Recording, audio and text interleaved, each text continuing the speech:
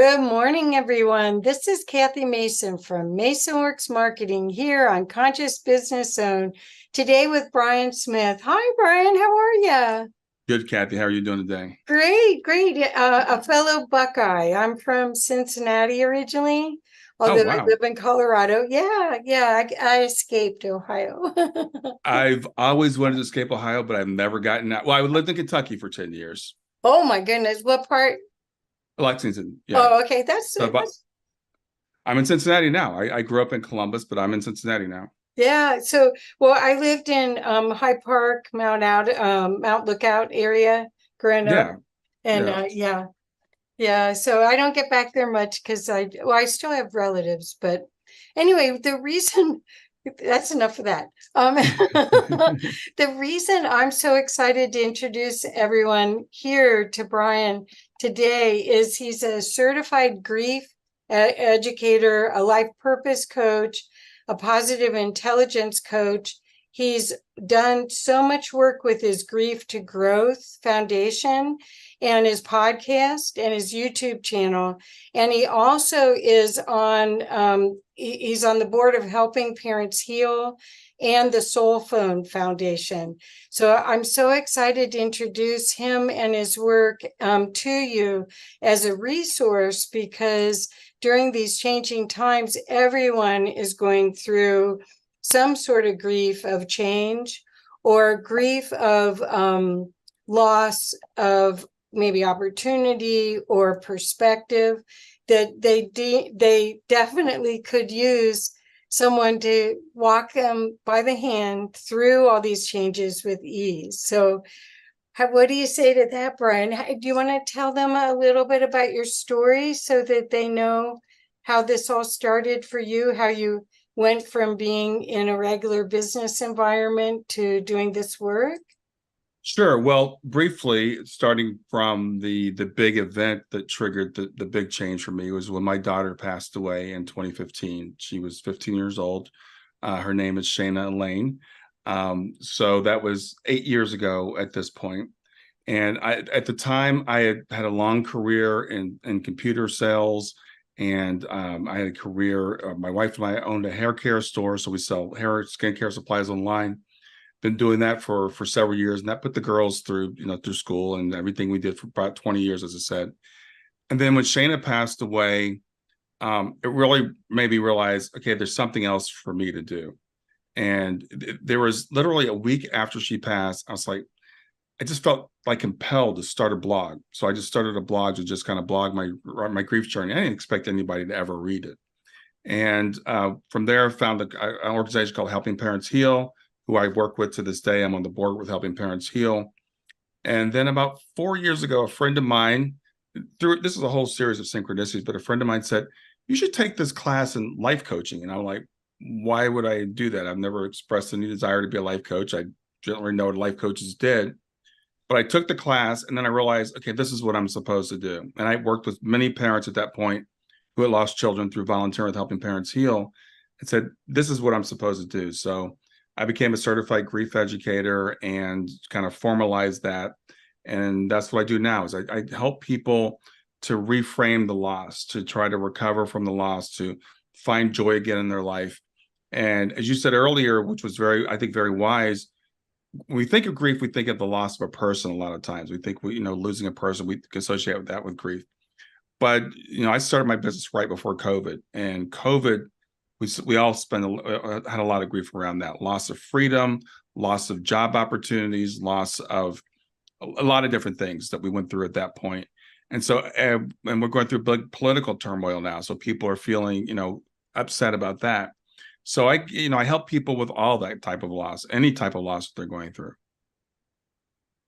Well, so your experience with losing your daughter, that's one of the things I love about almost everyone I've met in the near death and the spiritually awakened, spiritually transformative groups, experiencers, is that they somehow come out of these experiences seeing them almost with hindsight. In hindsight, usually when something bad happens, takes you years to see the good in it.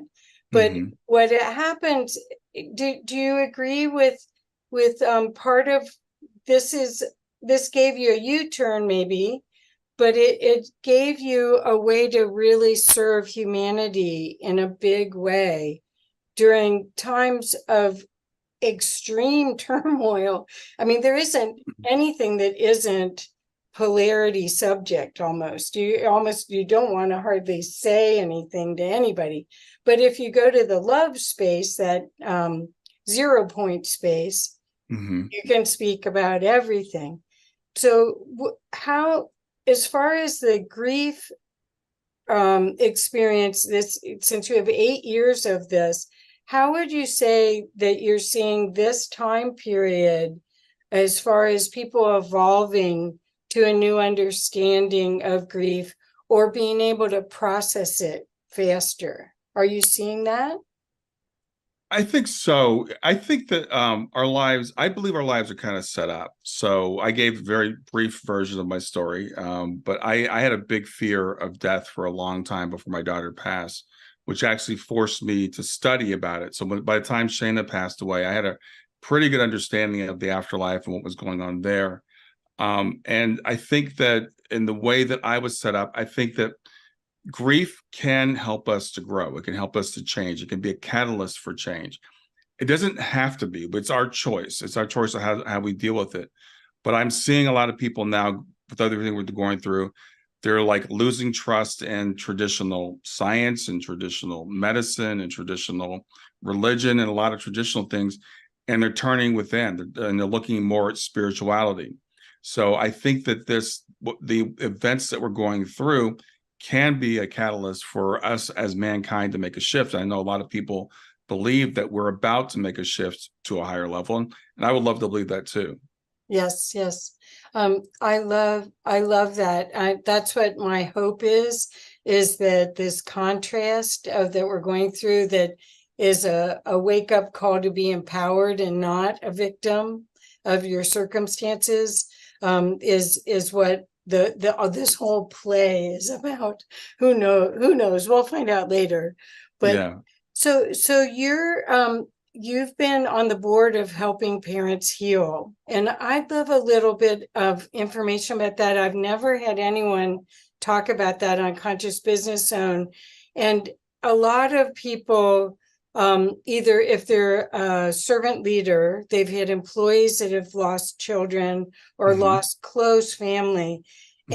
And so a lot of the same processes or stages of grief that you would go through and help in helping parents heal would probably be applicable for those people who have even lost a parent they were very close to, right? Sure. You know, all loss is individual and also somewhat universal. So we go through some things that are similar, but it's all different. Helping Parents Heal, we specialize in helping parents who have lost children because arguably, and I was very careful when I compare losses because they're all individualized. But when a parent loses a child, it's considered out of order, and it's usually shocking for a parent, and a parent can feel a special sense of responsibility and guilt and things of that nature. So when you come together with an organization, it's over 20,000 members at this point. I've lost track, but it's a huge international organization, and when you come together with those people, you have an instant bond, and you don't feel so alone in that, because we always feel like, okay, I'm the only one we know intellectually we're not the only ones experience it, but we kind of feel like nobody can really understand. So we had our second conference last year in 2022 in Phoenix, and being around nearly 1,000 parents who shared this experience, it's just the energy at that conference is just off the charts. And this is the second one we've had, and it's amazing because the hotel staff is like, who are those people? They're so joyous, they're so happy. And these are people who have lost our children, but it's because we have that bigger perspective. So the mission of Helping Parents Heal, when I discovered it, it was about a year after Shane had passed. And at that point, I really had no hope of recovering. I mean, I really, literally, it's like, if I hang on, that'll be okay. but I'm never going to feel joy again. I'm never going to feel a sense of purpose or a sense of peace. And through helping parents heal and the things I've gone through, I've been able to say, yeah, I do feel joy again. I do feel a sense of peace. I do feel I'm on a mission. I'm on a mission with my daughter.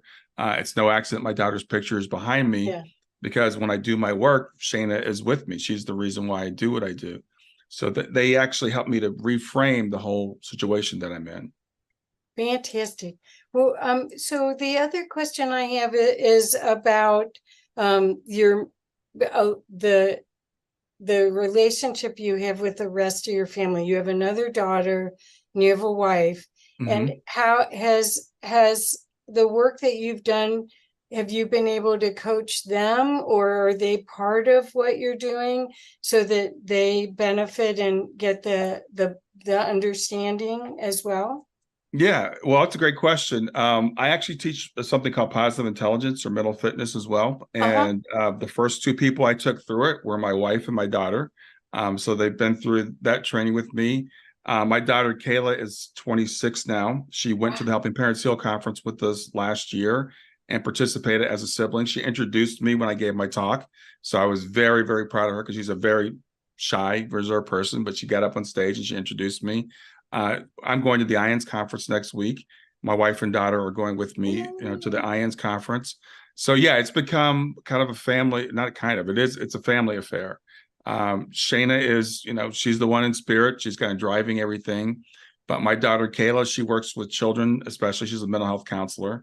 So she likes to help people. And my wife's been really involved as well. That's so cool. I worked with an artist for 4 years very closely that had lost her younger sister to leukemia. And she would say she did a lot of work to do art and other expression to process her grief, but her parents never did. And they just didn't know what to do. So having these tools and these groups and actually the conversation, the processing without any stigma is really important, because I watched her have such a difficult time. Her parents couldn't process it. They just didn't have it. And they're probably in their 70s, 80s now, or maybe even older now. So, Right. this is such a wonderful thing that that you're doing. Do you find that you're doing coaching outside of the grief to growth, coaching as far as parents of people, parents that have lost children? Are you doing executive coaching also with your other work? I haven't done really any executive coaching. I've done coaching for people that are with small businesses, because I've owned a small business for a long time. So I am a certified life coach as well. So I work with people in general life coaching things, which could be anything from finances to relationships to social or whatever things they're going through in life in general. So I do that as well. Most of my clients do come to me because of grief, because of the circles that I kind of run in. But I've had other clients as well that are just going through, all the challenges we all go through in life. Yeah. Well, that's good. That's good. I just wondered if the toolkit that you've created that that you use, I assume it's available for anyone, because all of us, I think, in this time since the lockdown, have had a lot of chances to think about our trauma and our worldview, and to decide whether, as Einstein said, is this a safe universe or an unsafe universe, and pick which one we want to use as our operating procedure. Right? Yeah, exactly. So I do teach, as I said, it's called positive intelligence or mental fitness training, and that can apply literally to anybody. When it comes to people in grief, it helps us to lock in that positive perspective, that worldview. But when it comes to people in the corporate world, a lot of people in the corporate world are really involved with positive intelligence, because it also helps to make us more productive and more efficient, helps us improve our relationships, really understanding ourselves and why it is we self-sabotage and how we can get around doing that. So I teach that as well. And what I do, everybody's different. So everybody gets a different mix of what they need in terms of bringing these principles together to try to make a holistic whole to help people to navigate life. Oh, that's wonderful. Yeah, I imagine I'm seeing a lot of the executive coaches or coaches in general using other tools. I'm seeing people do astrology, human design, Yeah. the gene codes. In fact, today I was talking to someone about it, and or doing charts with both partners to see. So there seems to be an expansive way of working with relationship that's different than than I would say. I got out of the corporate world 20 years ago, and it was lip service then. Yeah, yeah. Well, my wife and I, it's interesting. We've been involved in stuff like this. I mean, I'm trying to remember how many years ago we taught premarital counseling at church. Oh, So, we had tools with that to help people different love language and stuff. So there are a whole variety of tools that we can bring together. And they do overlap and they intersect and like I said, everybody gets a little bit different as to what works for them or not. And after having done this for like the last 4 or 5 years ago, so I'm kind of refining my tool set as I go along. And the fact that I'm pretty old, so I've been around a long time. Raised a couple of children and been married and had several jobs and different careers. So I bring all that experience as well. yeah. Oh, that's fantastic. I think that's what people are looking for now, is to have a balance in their Hmm. lives, and relationship really becomes relationship with self and other. And Right. that I think is what's beneficial out of what we've just gone through, with the time where you really were, if you were homebound, you were homebound in in community. And Right. I don't know what the statistics will show. Probably a lot more babies, but I don't know if it'll show about divorces either. So Yeah. so do you find that that you do get to go deep like that with people, with your counseling, where it's, you first let them explain their situation, but that you get them to really unveil and really get to the root of things? Yeah, I do. And it's very interesting because I was just thinking just in the last few weeks, I've had a couple long-term clients and I remember just one guy specifically was like, well, I'm having this issue with my wife. I know this isn't our grief thing that we're working on, but am I allowed to talk to you about this? And I'm like, yeah, absolutely. Anything that's going on in your life. And then I was talking with another client, recently, again, someone that came to me for grief, having an issue with the person in her life, a relationship, and wanted my advice on like, how do I handle this? So we start off maybe on a particular thing. It might be about grief. It might be about whatever, but then we roll into whatever else is going on in their lives because these things all, they interrelate. And as I said, I've been around for a while, so I've got some perspectives on relationships and stuff. So they find that after a while, we start talking about everything else that's going on in their lives, their children, their spouse, et cetera. That's perfect. I think that's so helpful. Again, because the balance, if you've been in corporate America, which you and I both have, Hmm. that is very rarely in balance. It Yeah, rarely. Um, yeah. Yes, I worked, well, I don't know if I mentioned before, I worked for Columbia Gas right out of school. I worked for IBM. I've worked for Sun Microsystems. So I worked for big corporations. I worked for small companies. And I've also been a small business owner or an entrepreneur. So I've run the whole gamut of what those things are.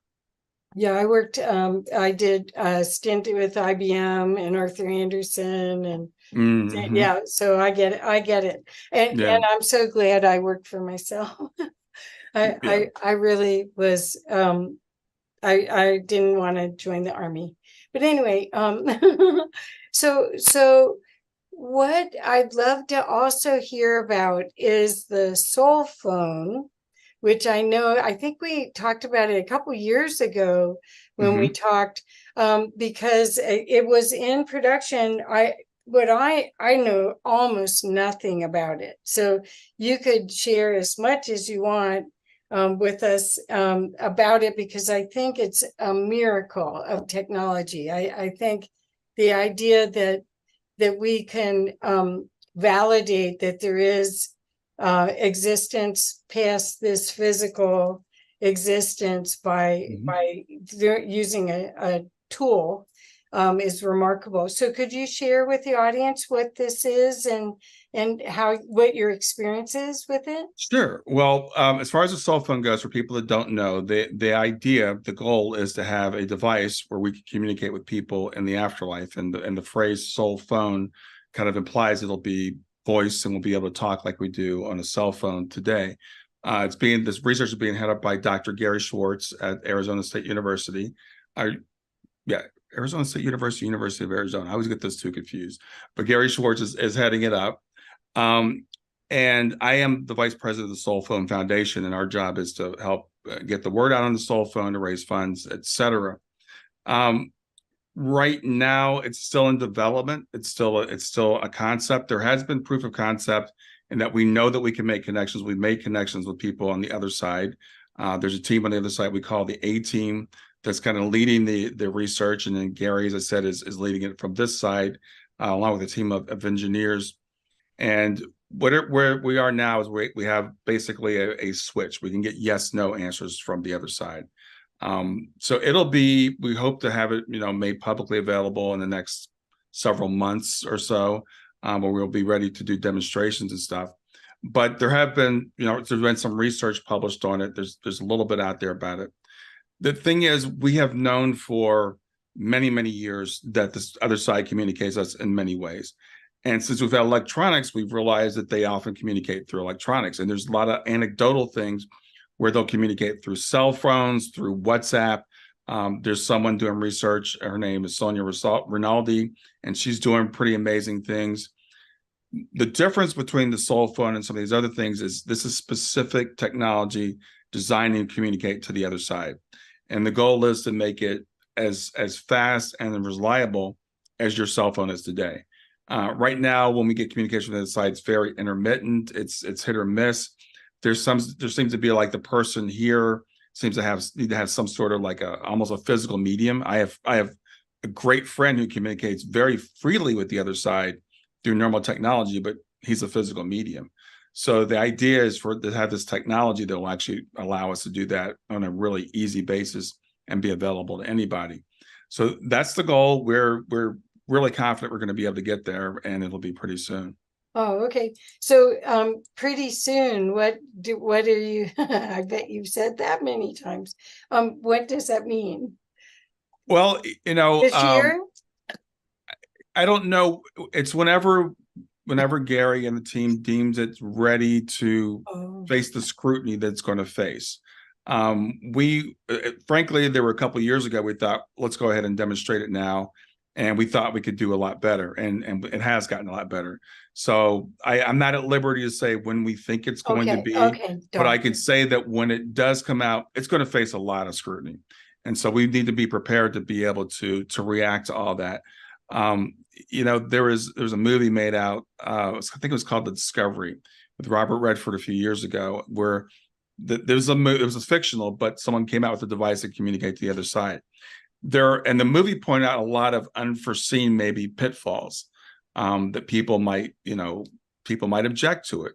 So we want to have all the I's dotted and the T's crossed before we actually start rolling out demonstrations. So all I can say right now is we hope it's going to be soon, and I can't say exactly when that's going to be. Well, I think it's fascinating. I had a delightful healer that I used to work with who was a real estate lawyer during the day, and amazing healer at night. And he passed suddenly from prostate cancer. They thought they had it, and then all of a sudden they didn't. And he communicates with his wife by electronics throughout the house. There's no question he's hanging around and talking to her. And she loves it. I mean, and it is through electronics. Then you mentioned Sonia Rinaldi's work, which is quite remarkable, where she can get images, and then she has a device, even though it's not in English. I guess some of the information has come through in English, but it's where there's a machine that has different syllables that like a Ouija board, only audio, Right. that being from the other side can put together to come up. Is that similar to what the soul phone does? It's actually not. So that's EVP, electronic voice phenomena, right. which is a form of ITC, instrumental transcommunication, which we've been doing for years. There's a great documentary called Calling Earth. If anybody wants to look it up, it's on Vimeo. I think it's fascinating. We've been doing this for a long time. Again, the difference between that and the soul phone, it will be technology specifically designed for communication with the other side. EVP, frankly, I've had several people do EVP things for me. And my experience has been, and there's A, B, and C levels of EVP communications. Most of it's C, which is like someone that's trained to say, oh, yeah, I hear this. Oh. B is like, an average person like you and I would say, yeah, I think I hear this. And A is like, it's very clear. And the A's are fairly rare. The intent with the soul phone is it's going to be clear. You'll know when you ask a question and you get an answer that it's a clear answer. Right. Well, you already obviously are in contact with your daughter. I don't know, do you have relationships like that with other family members that have passed, grandparents, or I don't know if your parents are still around. Do you have other relationships with other beings? I mean, besides her? No, it's mainly with my daughter. It's interesting. Like my parents are still here. They're in You're their lucky. my mother's 85, or she'll be 86 very soon. So my parents are still on this side. My grandparents, passed quite a while ago. There's certain times when people pass in your life, you feel like I just have to make that connection. And when it's your 15-year-old daughter, it kind of makes it urgent. So I always say to people, when it comes to spirit, you don't always get what you want, but you get what you need. So with my grandmother, it's like, okay, when she passed and I was in my 20s, it was like, I'll see her again. She's in heaven. That's fine. When it was my daughter, it's like, okay, no, I need to know. I need to know now. So that relationship is a lot more urgent and a lot more, driving force. And that's when I started believing in soul planning and all that kind of stuff. It wasn't until Shayna passed that I even understood, before I even knew these things existed. So how does your, you mentioned church, has your relationship with traditional religion changed during all of this? Did you have to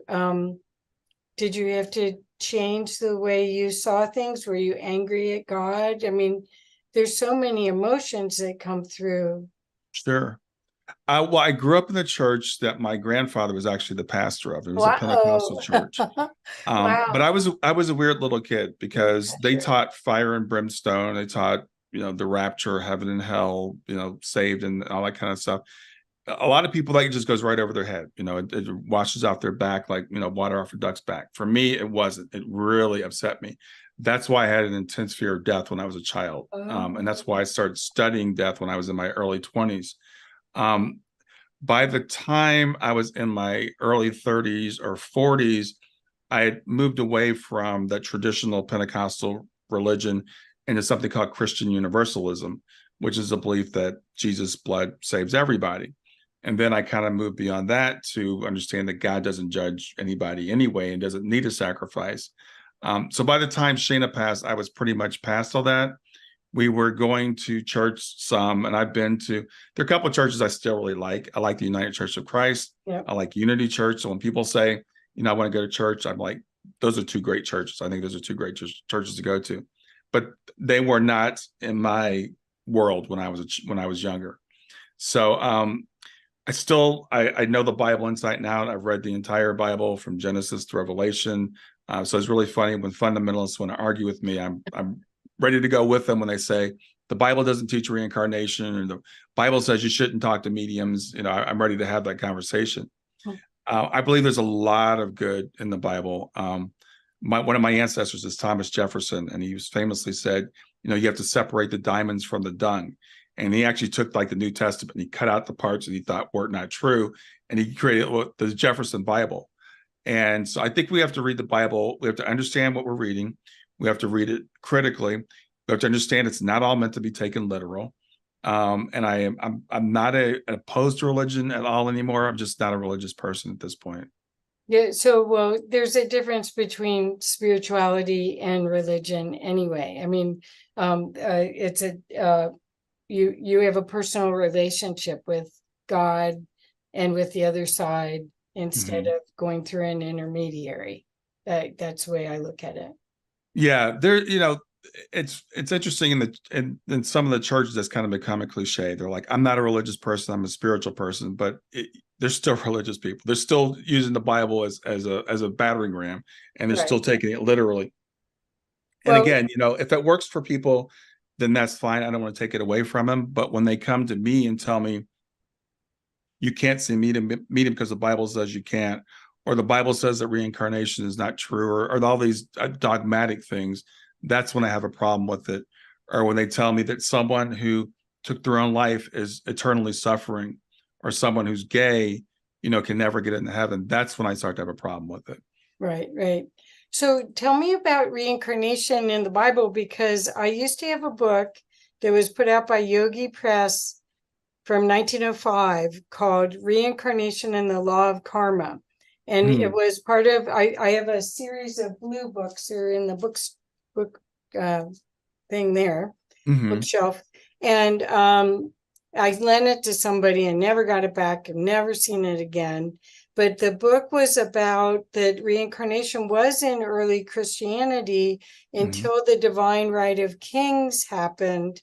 And that kind of precluded, if it was divine right going to the son, that the father couldn't have already reincarnated. Either that or he'd have to be a walk-in, which that Hmm. definitely wasn't in.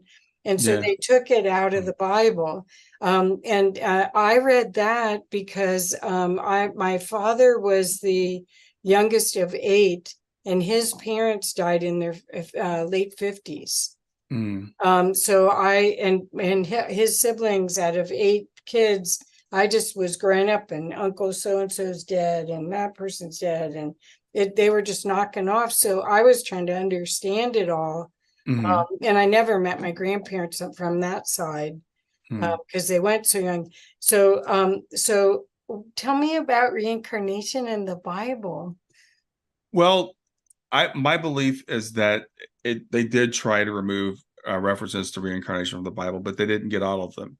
So, first thing I say to people is, the Bible is a great book, but it was written by men from men's perspective, and there's a lot of political stuff going on. So once you understand the way the Bible was created over a period of time by many different men, by different persuasions with different motivations, and it wasn't like written by the hand of God on golden tablets. That's the first thing we need to understand.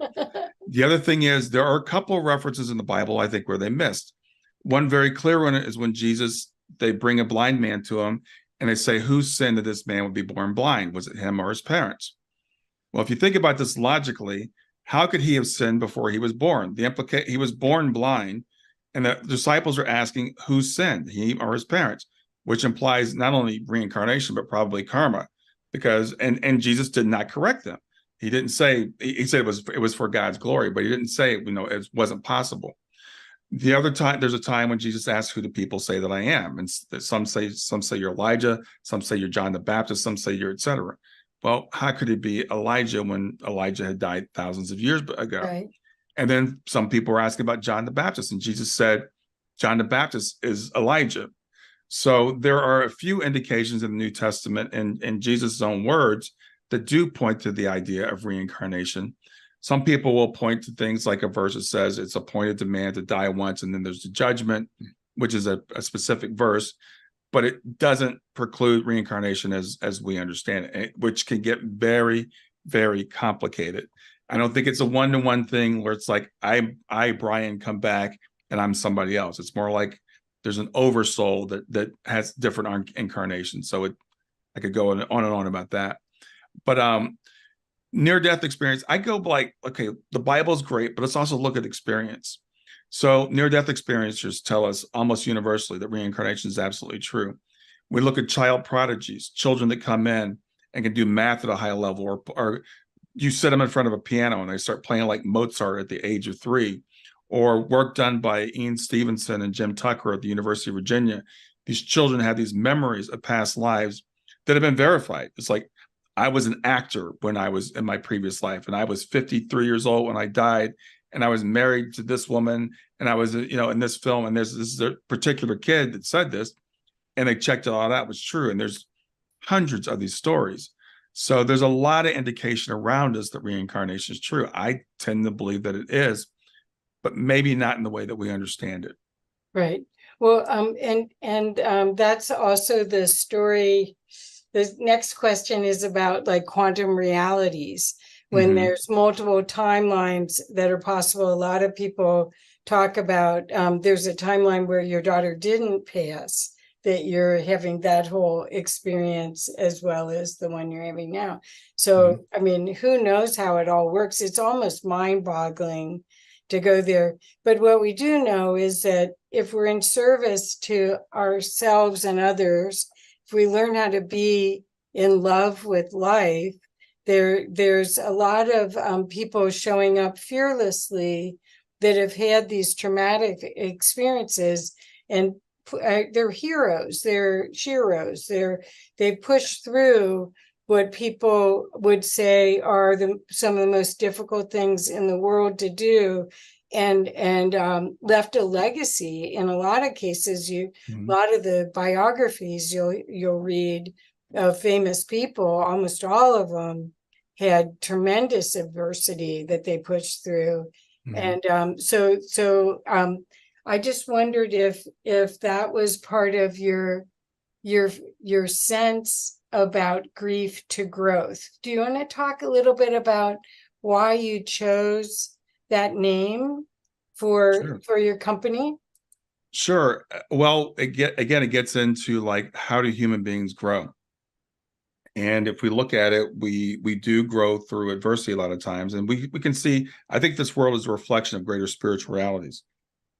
So just a real quick example is, we go to the gym, we work out, we build our muscles, we get stronger. Now, not many people like going to the gym, but we go to the gym or we do our exercises because we know that's going to make us stronger. When we come here, I like to do thought experiments. If our lives were so easy, if nothing bad, nothing quote bad ever happened, if everything was just the way we always wished it would be, if everything just turned out the way we wanted to turn out, first of all, it would be like a dream. It wouldn't seem like reality. And it's interesting because in the Matrix, every time they made it too perfect in the movie, people rejected it. We seem to need to have something to push back against. So grief can be a growth opportunity. And I'm always very careful when I say this, because it's not necessarily something you grow from. People can choose. And I've seen people choose to stay stuck in their grief. And that's a choice that we can make. But the people that come to me are people that say, I want to transmute this. I want to take this terrible thing and I want to overcome it. And not only overcome it, I want to make it into something. And I interviewed a woman for my podcast very recently, and I get goosebumps when I think of her saying this. She went through being abused by her father, physically abused. She was sexually abused by her great uncle, gone through trauma as a child, just like almost unimaginable. And she was giving me this, she gave this image of like, I took what you gave me to like her God or higher power, or whatever, and I turned it into this. And she presents it back to her higher self or to God. And I just thought that was such a beautiful image. And I think that's what human beings do. We can take the worst and we can internalize it, we can work with it, and we can turn it into something beautiful. And this woman's out now serving. She's writing books, she's talking to people, and she's inspiring people. And I've interviewed hundreds of people that have done that. And it's so, I think that's the secret to being human. It's taking that grief. It doesn't have to be the loss of a person. It could be disappointment.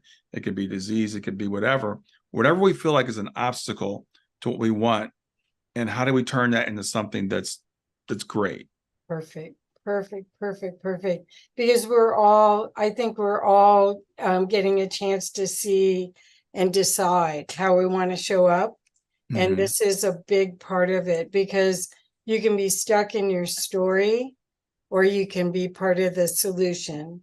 And as we've said, but I think the opportunities that you're offering of a different way of thinking, a different way of looking at grief, and the processes that you've created to help and then eventually the soul phone are going to really make a difference. I went to a IANDS event in Boulder, Colorado, where a lady spoke who was a medium, and she had gone to the fancy schools in England and everything to get her degree.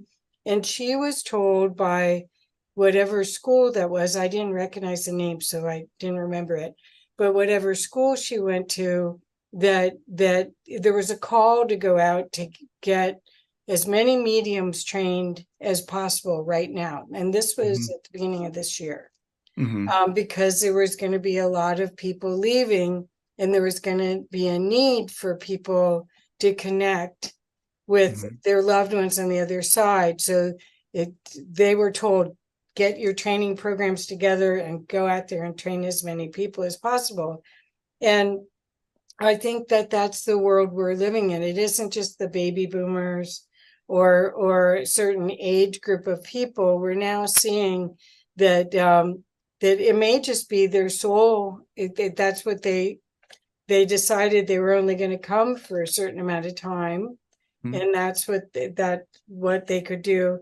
But there's going to be a need for what you're doing, whether it's a grief of loss of a business or family member or anything. A pet, I imagine, could be, if that's their soul companion, that could be the same thing.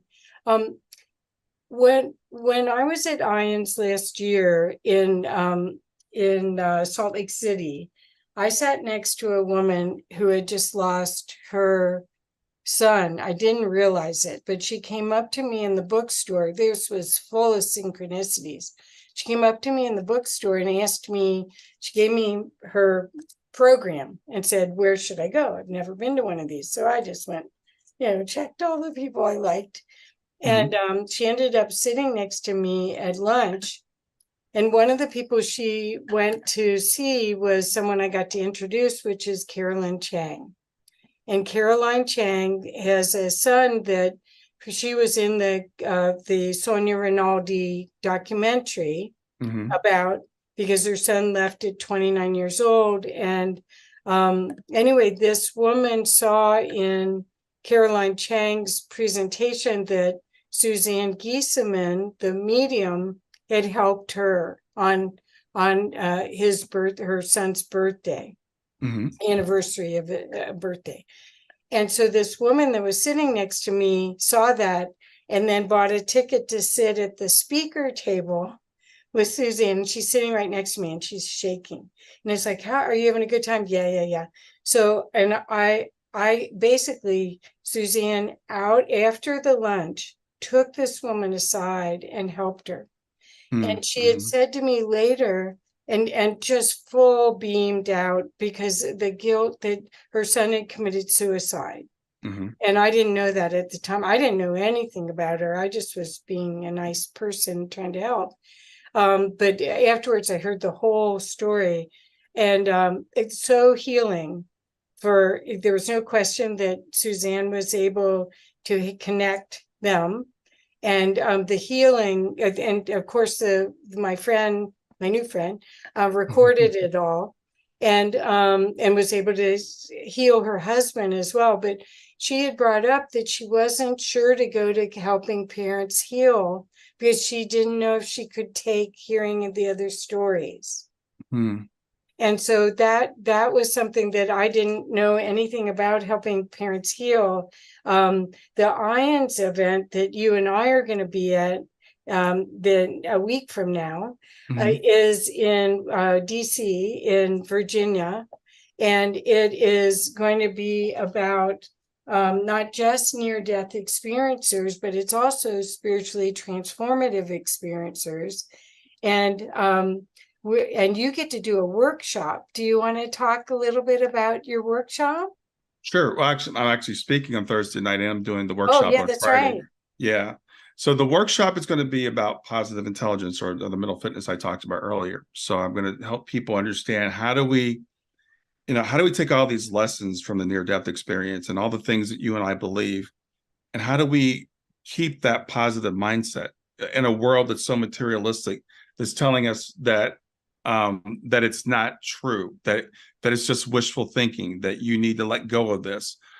So when positive intelligence, just really quickly give you a brief preview, we all know we self-sabotage. We all know that we have these voices in our head that say, this is too good to be true, or this is not going to happen for you, or whatever. And so how do we identify those voices? How do we shift to that, what we call the sage perspective, that higher level perspective, that higher soul perspective? And it's what I do with clients all the time. It's like, how do we make that shift, right? My clients will say, okay, I know pretty much what you're telling me, Brian. I know that I should believe my son and still communicating. I know I should still believe he's alive, but I need to hear you tell me again. I need to hear you tell me why I should believe that. And this is about being able to make that shift on your own, be able to identify, okay, I'm not having a positive, helpful thought here. What is the positive thought I should be having, and how do I shift to that? So I'll be talking about that on Friday. On Thursday, I'll be sharing my story, kind of like I'm sharing with you now, about how I made that shift in my life in a more broad and a more permanent way, going from a very, very dark place when my daughter first passed, for the first 2 or 3 years, to, okay, now people are like, I'm helping people. So I really enjoy being able to do that, and understanding, I think you mentioned this earlier, Einstein, is the universe a safe place or not a safe place?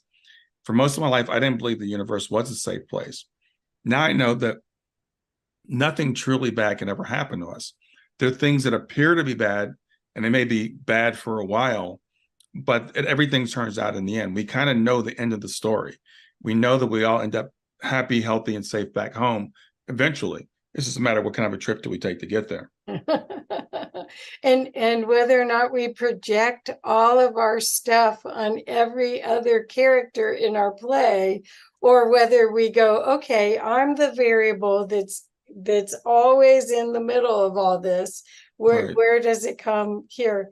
Well, it sounds like your process, the positive process, would be great in corporations all over the place, because I think the cynicism that's in our society, I don't know if it's worldwide, but certainly in the US, is at an all-time high. Well, that's my perspective. I don't know if it is. I don't know any statistics about it. But the perspective that I see, where people, they listen to the news, which I don't. I get my news on Facebook. But but I don't listen to the TV. And that's how I keep positive. But the opportunity to see life through the can do, and what's the best case scenario for everything, that's a whole different perspective. Yeah, well, it's interesting, and I'm always have to be careful when I say this. I hear a lot of people say to me, the way I say positive is I don't watch the news. I watch the news a lot. You do? But I just look at it from a different perspective. So I'm like, what is the lesson I'm supposed to learn here? And as I look at particular politicians that drive me crazy, or anybody in your life, that person who's just really gets on your nerves, maybe they're there to teach you something, because I believe everyone comes into our life to teach us something. And when I want to get upset about like the pandemic or nuclear war or all that stuff, again, I just shift perspective. It's like, this is all a play. This is all the matrix. This is all temporary. I'm not going to be here in another 50 years, no matter what happens. So whether it's tomorrow or it's 50 years from now, it doesn't make any difference from the perspective of my soul. So when we can start to look at the world around us as a kind of a lucid dream, we can wake up in the dream. I watch the news and I'm like, yes, I get mad sometimes. I yell at the TV. And sometimes, I'm like, this is stupid. This is crazy. Why are we doing this? Yeah. But then I'm like, we're all here to learn something. And I look at people and I try to see them with compassion. Like, that person that drives me crazy, they're a child of God. They're just like I am. Their soul is perfect, just like my soul is perfect. Maybe they're actually an advanced being. Maybe they're here playing a role to teach me a lesson. Exactly. So it becomes more fun, more interesting. Right. And you can't really see something in another if you don't have it yourself. So that's where it's like, you just have to, this is going back this way. Right, right, Right. Or right, these are anyway. So right. yeah, I think that's the lesson about all of this is what's the gift in everything. And Mhm. when you're triggered, it's some work to do, either Ho'oponopono or some prayer or meditation to clear the Mhm. mind, because we are that namaste saying is we really are all one, but we Yes. forgot. We forgot, Yep. and consciousness wanted to expand and experience. So Mhm. that's where the all the diversity of all the different races and religions and cultures came from. But hopefully we're creating a kinder future. That's hopefully we'll stop being savages eventually, right? I hope so. But meanwhile, we're learning, we're experiencing. And it's interesting you mentioned the gifts, and that's one of the things we teach in positive intelligence. There's everything can be turned into a gift or an opportunity. And we have three different ways we look at things. So whenever anything happens to me, I'm like, what could be the gift in this? Could it be the gift of, have I learned something from this? Is this going to make me stronger? Or could this maybe inspire me to do something? So that makes you take the challenges we go through and say, where's the gift in this? What's the lesson in this? And again, if you start to believe from that perspective, like it's planned, there's some sort of, what's the good in this? How is this benefiting me? And you can always find something in any circumstance if you look at it hard enough. Right. Oh, that's so perfect. I love that. And I think I want to recommend, I'm going to show the IANDS page real quick again, and then Mhm. Brian will show your site too. Sure. But I want to make sure that people that are watching this realize that if you can't come in physical to come to the event, that you can come virtually. It's very reasonably priced. You get access to all of these amazing speakers. And one's cooler than the next. There you are, right there. Yeah, there I am. Yeah. You made the top. Well, and I do want to endorse, come physically if you can, but Yes. I couldn't make it last year or the year before, and I got the package, and it's awesome. It, I watched almost all the videos. You get access to the videos. I like to watch or listen when I was walking, so I go for a walk every morning, and incredible speakers. So right. definitely come. And also the other thing we want to mention is you can get a day pass. So if you can't make it for the whole time, Yeah, you can single actually, day right here. Yeah. yeah. So what I said, and what we did is I'm a volunteer and I'm helping the exhibitors this year. Hmm. Last year I did that too. And so what happens is I don't get to see a lot of the conference. So when Right. I come back, we have dinner in front on TV tables and watch these recordings because they're about an hour long. It's perfect to watch. And Yeah. it's so inspiring. Mainly what I want to recommend is if anyone is on a spiritual journey and wants to enrich their knowledge and their vocabulary, their use of the English language to explain these incredible multidimensional mystical aspects of life. The people that are speaking, they're either researchers or experiencers, and their articulation, I can't get enough of it. Hmm. I've had spiritually transformative experience, and I still think of it every morning when I wake up. It's 20 years ago, Hmm. and I didn't have the words. I have the feeling. I know what it is, but going to one of these events is quite it's almost like it reignites that love that you feel from the other side, from the void, from your who you really are. Right. And when you're around 500 people that have had that experience and are trying their best to live it, it is remarkable. It is, and the courage, it's so inspiring. I mean, hero after hero after hero story. It's just incredible what these people have done, pushing through their because they know they don't have fear of death. They don't have fear of they don't have fear of judgment. They don't have fear anymore. It's so cool. Yeah, absolutely. I've probably interviewed 50 or 60 people that have had near-death experiences. Wow. I know I've listened to hundreds of near-death experience interviews. I can't get enough of it, and I think Kenneth Ring was one that called it the benign virus. It's like people that have the experience, they come back with a knowledge, as you said, that they don't fear death and all that stuff. But just by studying it, you can get a lot of the same benefits without having to go through the experience. Oh, thank So goodness. yeah. So I love IANDS. I attended the IANDS meetings here locally in Cincinnati for a very long time, and they were very welcoming to me. So I'm really glad to be associated with that organization. Yes. Well, and IANDS stands for International Association for Near-Death Studies. I think it's our 41st or 42nd year. And the association is filled with researchers as well as experiencers. And there are, in most of the groups and in this big conference, there will be an experiencer lounge to help people tell their story. When you hear these people that have told their story, but they hid it for 20 years because they thought it was drug-induced disassociation, or they couldn't figure out how to process it in any way.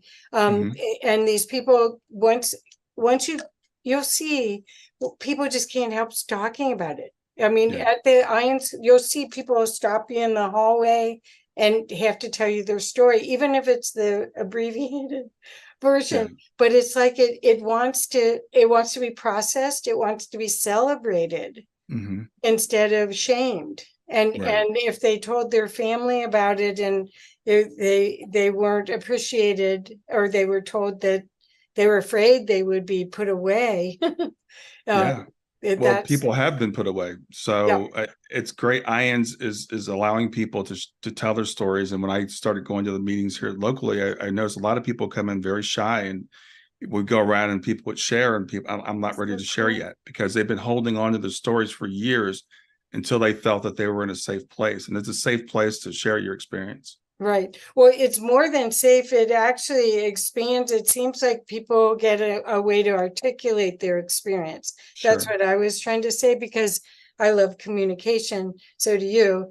And what happens is that most of those experiences are in your heart, not in your head. So it's hard to process it and come up with anything that comes close to the experience.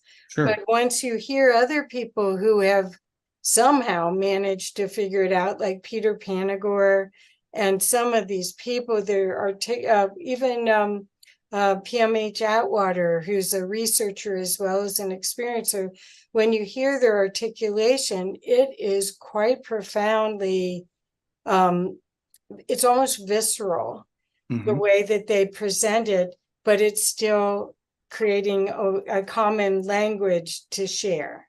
So it's remarkable. It's so cool. So I want to make sure that everyone knows how to get a hold of you. So I'm going to show your website now. Hopefully it'll work correctly and you can guide me like we talked before. Here we go. Okay. So here's your Grief to Growth website. Yes, it's my website. So I'm in the process of hopefully updating it a little bit, but you can get a general feel for who I am and what I do. You can definitely contact me through the website. I do offer a free guide. It's 4 steps that I offer to people to go from grief to joy. 4 simple things that you can do every day. You can just sign up for it there at the top of my website. I do offer also a free 30-minute consultation if people want to talk to me. So I suggest go there, check it out, find out who I am.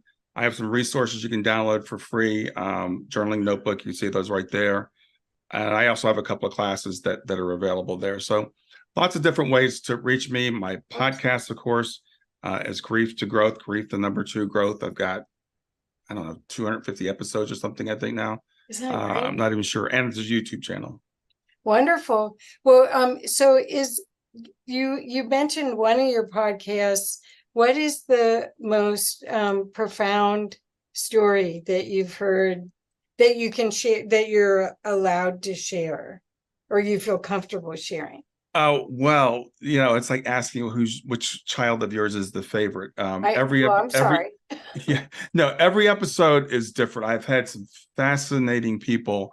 But one of I remember one person put it very succinctly, was a woman named Heidi Craig, who had a near-death experience, and she had a rough life before that. But she said, three things she learned. She said that everything is okay, everything will be okay, and that you are loved more than you can ever know. And the way she put that in those three bullet points from her near-death experience, it's like, I don't think I'll ever forget that. So whenever we're going through difficulties in life, just remember that everything is okay at a certain level. At the human level, we might be going through difficulties, but it's going to be okay. And that's the experience people have, the NDEs. I guess if I'd say my favorite episodes, they're like all the NDE episodes. They're all different. They're all profound. They all just give you just incredible hope. There are lessons, and it's not just about the by and by. It's about the day-to-day life we live. The things that were planned, the things that we have guides that are with us, whether we feel like we have them or not. And so I love that theme that runs through everything that I do. Oh, that's perfect. Yeah, I didn't mean to put you on the spot like that. But I've done that before with people, and I'm No, always surprised. it's fine. But I'm like, you mentioned Peter Panagore. I've had him on a couple of times. Oh, amazing. Yeah, I've had some really, really incredible people in terms of NDEs. Mark Anthony is a fantastic medium. I've had him on because he is like one of the smartest people I know. So like he explains mediumship scientifically, which I don't know too many people that can do that. So actually, there's an episode that I just released with Mark, because we've done a couple, where we talk about like, how does mediumship work? Okay, how is this even possible? And he Cool. does a really good job of breaking that down. That's so cool. Yeah, a lot of people can teach it, but he wrote a book, The Afterlife Frequencies, Right. and so he has a lot of science in it, and he also is or was a lawyer. So Yes. he's got a really amazing background. To give up being a lawyer to be a medium is truly amazing. What a neat Yeah. guy. Yeah, Yeah. there's so many people like that I've met through IANDS as a volunteer. This is my 6th year of being Wow. a volunteer. Yeah, crazy, huh?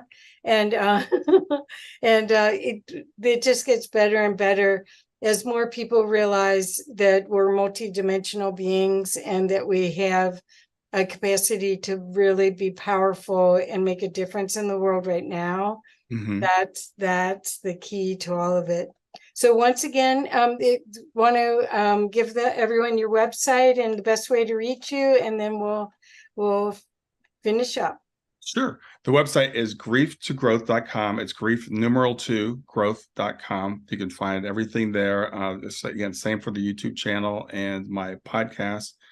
So you can contact me through the contact form there. I'll be happy to talk to anybody that wants to talk. Yeah, well, great. Well, I'm so excited to see you and your wife and your daughter in person Yeah, I'll in meet a you week. I'll meet you Yeah, face to face next week. Yeah. yeah. So yeah, once you start going, you're gonna be a lifer like the rest of us. It's just that field of love, and it's really each person is so amazingly courageous. That's all I can tell you, is that it's something to experience, really. Yeah. Yeah. I'm Yeah. looking forward to it. Yeah. Well, thank you very much. And thank you everyone for listening. Please share this, and please go to Brian's site and find out how his work can help you. There's so much need for this in the world, and so few people doing this kind of work. So thank you again, Brian, and see you everybody. Bye-bye.